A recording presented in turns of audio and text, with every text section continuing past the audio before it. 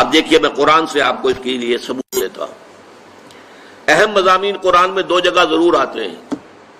سورہ فرقان میں فرمایا آیت نمبر 43 ارأیت من اتخذ الہہ ہواہ افانت تکون علیہ وکیلا.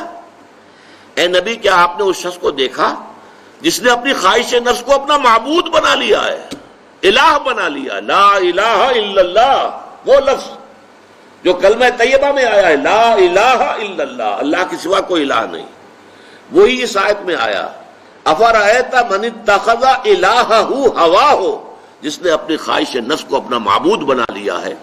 افانت تکون علیہ وکیلا، اے نبی کیا آپ ایسے شخص کی ذمہ داری لے سکیں گے؟ پھر سورہ جاسیہ میں فرمایا آیت نمبر 23 افرأیت من اتخذ الہہ ہواہ وأضلہ اللہ علی علم.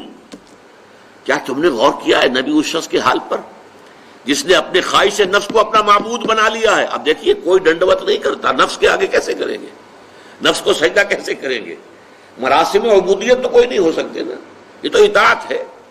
نفس کی جو خواہش ہے بغیر یہ دیکھے ہوئے کہ حلال ہے یا حرام ہے، جائز ہے یا ناجائز ہے، صحیح ہے یا غلط ہے، اس کو پورا کر دینا، اس کا مطلب ہے آپ کا معبود آپ کا نفس ہے.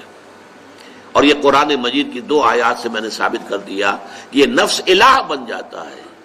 دعویٰ ہمارا ہے لا الہ الا اللہ، لیکن ارأیت من اتخذ الہہ ہواہ افرأیت من اتخذ الہہ ہواہ، بعید ہی انہی الفاظ میں 2 مرتبہ یہ مضمون آیا.